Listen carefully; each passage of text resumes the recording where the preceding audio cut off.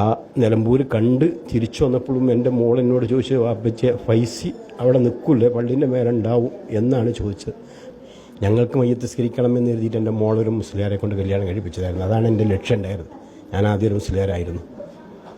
പക്ഷേ അവനക്ക് മയ്യത്ത് സ്കരിക്കാൻ അള്ളാഹു ഞങ്ങളെയാണ് നിശ്ചയിച്ചതെന്ന് പിന്നീടാണ് ഇപ്പോഴാണ് മനസ്സിലായത്.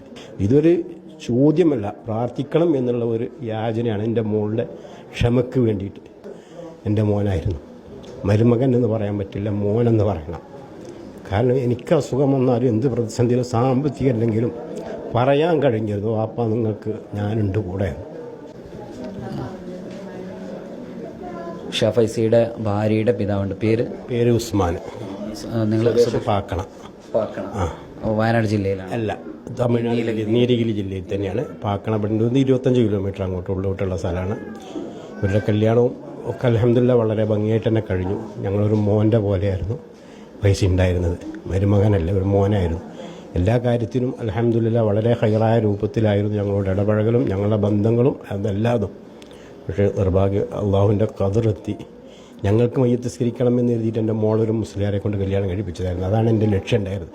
ഞാൻ ആദ്യം ഒരു മുസ്ലിയാരായിരുന്നു. പക്ഷേ അവനക്ക് മയ്യത്ത് സ്കരിക്കാൻ അള്ളാഹു ഞങ്ങളെയാണ് നിശ്ചയിച്ചതെന്ന് പിന്നീടാണ് ഇപ്പോഴാണ് മനസ്സിലായത്.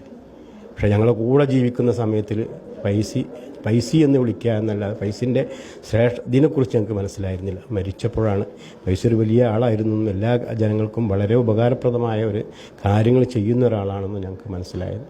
ഇനിയിപ്പോൾ എല്ലാവരോടും പറയാനുള്ള, ഈ ചാനൽ കാണുന്നവരോടും മറ്റുള്ളവരോടും എല്ലാവരോടും പറയാതെ ഞങ്ങളെ കുടുംബത്തിൻ്റെ ക്ഷമക്ക് വേണ്ടി, പ്രത്യേകിച്ച് എൻ്റെ മോളുടെയും ക്ഷമക്കും അസുഖങ്ങളൊന്നും ഇല്ലാതിരിക്കാൻ വേണ്ടി ഈ കാണുന്ന ചാനലിൽ എല്ലാവരും പ്രാർത്ഥിക്കണം, മനസ്സുരുകി പ്രാർത്ഥിക്കണം, ക്ഷമ നൽകാൻ വേണ്ടി എന്ന് മാത്രം ഈ അവസരത്തിൽ പൈസനെക്കുറിച്ച്. വീട് പണിയുണ്ട്, വളരെ ആഗ്രഹിച്ചിരുന്നു ആ വീട്ടിൽ കയറണം. ഒരു 2-3 മാസത്തിൻ്റെ ഉള്ളിലെങ്കിലും ആ വീട്ടിൽ കയറും എന്ന അത്രയും പ്രതീക്ഷയോടുകൂടിയാണ് കടം വാങ്ങിയിട്ടാണെങ്കിലും മറ്റുള്ളതാണെങ്കിലും ആ വീട് പണി തുടങ്ങിയത്. അൽഹംദുലില്ലാ വാർപ്പ് കഴിഞ്ഞു. തേക്കാൻ കൊടുക്കണം എന്ന് പറഞ്ഞ് അതിൻ്റെ കരാറും പറഞ്ഞ സമയമായിരുന്നു. പക്ഷേ റബ്ബിൻ്റെ ഖളാ, എൻ്റെ മോനിക്കത് ചെയ്യാൻ പൂർത്തിയാക്കാൻ കഴിഞ്ഞില്ല. അൽഹംദുലില്ലാ നിങ്ങളുടെ സഹകരണവും മറ്റുള്ളതോട് കൂടെയാണെങ്കിൽ ആ വീട് പൂർത്തിയാക്കി എൻ്റെ മോൾ അതിലിരുത്തണമെന്ന് ആഗ്രഹമുണ്ട്. പക്ഷേ ഞാനൊരു കൂലിപ്പണി, ഒരു ചപ്പാത്തി കമ്പനിയിൽ വണ്ടൂർ ജോലി ചെയ്യുന്ന ഒരാളാണ് ഞാൻ. എനിക്കും ഈ കുടുംബത്തിൻ്റെയും സാമ്പത്തികമായ അവസ്ഥകൾ പൂർത്തിയാക്കേണ്ട രൂപത്തിലേക്കല്ല. എന്നാലും റബ്ബിൻ്റെ ഖളാ എന്താണെന്നറിയില്ല. എവിടെയാണോ അള്ളാഹു തആല അനുഗ്രഹം ആർക്കാണോ തന്നതെങ്കിൽ ഇൻഷാ അള്ളാഹ് വല്ല വഴുകാതെ അടുത്ത റമളാനിൻ്റെ മുമ്പിൽ അത് പൂർത്തിയാക്കി എൻ്റെ മോളെ അതിന് ബന്ധപ്പെട്ട അവരുടെ ആരെങ്കിലും ഒക്കെ വിളിച്ച് അത് ഒന്ന് കയറിയിരിക്കണം എന്ന് ആഗ്രഹമുണ്ട്. റബ്ബ് നിങ്ങളുടെ എല്ലാവരും. നിർമ്മാണം വാർപ്പ് കഴിഞ്ഞു, വയറിങ്ങിൻ്റെ പകുതി ഭാഗങ്ങളും കഴിഞ്ഞു. ഇനി തേപ്പ് കഴിഞ്ഞിട്ട് അടിയിലൊരു കാർപ്പറ്റെങ്കിലും വിരിച്ച് ഞങ്ങൾക്കതിൽ മാറണം എന്ന് വലിയ ആഗ്രഹത്തോടു കൂടെയാണ്. എൻ്റെ മോനായിരുന്നു. മരുമകൻ എന്ന് പറയാൻ പറ്റില്ല, മോനെന്ന് പറയണം.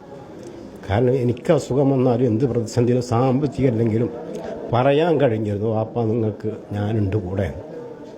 ഏത് സമയം എന്തിനും സഹായിക്കുന്ന ഒരാളായിരുന്നു.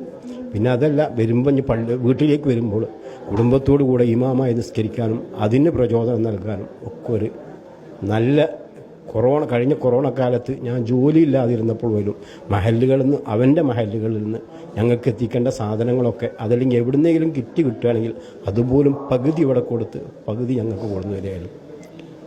അത്രയും സ്നേഹമുള്ള, അതുകൊണ്ടാണ് ഒരു മരുമകൻ എന്ന് പറയുന്നതല്ല, ഒരു മോനെന്ന് പറയുന്നതാണ് ഏറ്റവും ഈ സമയത്തിൽ ഉചിതം എന്ന് ഞാൻ മനസ്സിലാക്കുന്നു. എനിക്ക് പറയാനുള്ളത് ഒന്ന് മാത്രമേ ഉള്ളൂ. ഞങ്ങളുടെ ഭാവി സുരക്ഷ, ഭാവി നന്മയ്ക്ക് വേണ്ടിയിട്ട് ഇത് കാണുന്നവരും ഈ ദീനിനെ സ്നേഹിക്കുന്നവരും ഞങ്ങളോട് സഹകരിക്കുക, പ്രാർത്ഥിക്കുക. പ്രാർത്ഥനയിൽ ഇതൊരു ചോദ്യമല്ല, പ്രാർത്ഥിക്കണം എന്നുള്ള ഒരു യാചനയാണ് എൻ്റെ മോളുടെ ക്ഷമയ്ക്ക് വേണ്ടിയിട്ട്. കാരണം അത്രയും 8 വർഷം കല്യാണം കഴിഞ്ഞു, 3 പ്രാവശ്യം പറയാൻ പാടില്ലെങ്കിലും ഗർഭിണിയായി റബ്ബ് ഒരു ആൺകുഞ്ഞിനെ തന്നു. 8-ാം മാസത്തിൽ ആ കുഞ്ഞ് മരിച്ചുപോയി. അതിൻ്റെയൊക്കെ സങ്കടത്തോടു കൂടി ജീവിക്കുന്ന ഒരു കുടുംബമാണ് ഞങ്ങളത്, എൻ്റേത്. ഇവരും അതുപോലെ തന്നെയാണ്.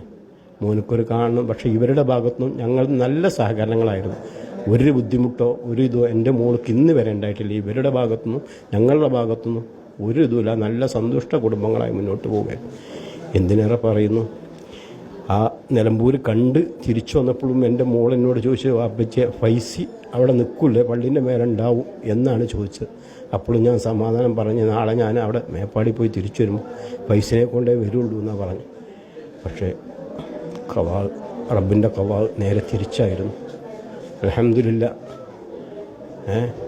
എന്ന് ഇപ്പോൾ പറയുക. എനിക്കിപ്പോഴല്ല എപ്പോഴും ഒരു കേടുകൂടം പറ്റാതെ സന്തോഷത്തോടു കൂടെ ഇന്ന് മുസ്ലിയാർ പള്ളിയത്തെ വേദ പറഞ്ഞ പോലെ 4 ഉഖ്റവിയായ ഷഹീദിൻ്റെ മർത്തബയിലേക്കാണ് ഫൈസിൻ്റെ 4 ഘട്ടങ്ങളിലേക്ക് നീങ്ങിയെന്ന് പറഞ്ഞു. അൽഹംദുലില്ലാ അൽഹംദുലില്ലാ. നാളെ ഞങ്ങളെ സ്വർഗത്തിലേക്ക് കൊണ്ടുപോകുമ്പോൾ ഞങ്ങളുടെ മുമ്പിൽ നടക്കാൻ ഒരമലായി ഫൈസിനെ ഞങ്ങൾക്ക് നൽകണേ. ഫൈസ് ഞങ്ങളുടെ മുമ്പിൽ ഞങ്ങളെ കൈ പിടിച്ച് സ്വർഗത്തിലേക്ക് കൊണ്ടുപോകണേ എന്നൊരു പ്രാർത്ഥന മാത്രമേ ഉള്ളൂ. ഈ അവസരം കുഞ്ഞ് മരിച്ചു എന്ന് പറഞ്ഞു 8 മാസം എന്തെങ്കിലും കുഞ്ഞിന് അസുഖം എന്നല്ല, 8 മാസമായപ്പോൾ ഗർഭസംബന്ധമായ വയറ്റിലെന്തോ വെള്ളക്കുറവ് അങ്ങനെ എന്തോ എന്ന് പറഞ്ഞ് കുട്ടി മരിക്കാൻ അന്ന് ഞാൻ ഓപ്പറേഷൻ ചെയ്ത് ഞാൻ ഹോസ്പിറ്റലിലുള്ളത്. ഞങ്ങൾക്ക് കാണാൻ കഴിഞ്ഞില്ല. ഇതിന് ഞാനൊരു സുഖമില്ലായ്മ ഞാനൊരു ഓപ്പറേഷനായിട്ട് ആശുപത്രിയിൽ അഡ്മിറ്റായിരുന്നു. അവരിവിടെ എന്നാലും എന്നെ വിളിച്ച് സമാധാനിപ്പിക്കാൻ ഒന്നുമില്ല എന്ന് പറയാൻ എൻ്റെ മോന് മാത്രമേ ഉണ്ടായിരുന്നുള്ളൂ. അൽഹംദുലില്ലാ റബ്ബിൻ്റെ ഖളാ ഇതായി. ഇൻഷാ അല്ലാഹ് നാളെ ആഖിറത്തിലേക്ക് ഒരു മുതൽക്കൂട്ട് അവനും അവൻ്റെ മോനും എനിക്കും എൻ്റെ കുടുംബത്തിനും ഈ കുടുംബങ്ങൾക്കും നൽകും എന്നുള്ള വളരെ സന്തോഷമായ വിശ്വാസത്തോടു കൂടെയാണ് ഇനിയുള്ള എൻ്റെ മുന്നോട്ട് ജീവിതം.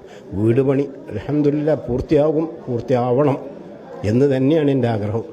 അതിനെല്ലാവരും പ്രാർത്ഥനയോടുകൂടെ തന്നെ സഹകരണങ്ങളും ഉണ്ടാവും എന്നുള്ള പ്രതീക്ഷയോടുകൂടെ ഇൻഷാ അല്ലാഹ് നാളത്തെ എൻ്റെ ജീവിതം അങ്ങോട്ട് പോകും.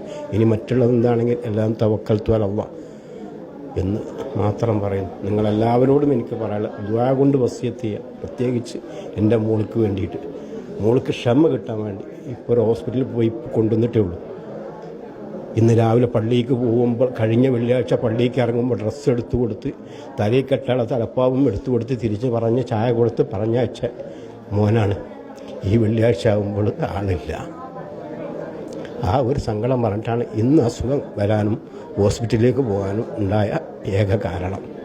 ഇനിയും വെള്ളിയാഴ്ചകൾ വരും. എൻ്റെ മോൾക്ക് ക്ഷമ കിട്ടാൻ വേണ്ടി നിങ്ങളെല്ലാവരും പ്രാർത്ഥിക്കണം എന്ന് മാത്രമേ പറയാറുള്ളൂ. അതിൽ കൂടുതലൊന്നും എനിക്ക് പറയാനില്ല. waytonikah.com, the exclusive Muslim matrimonial site.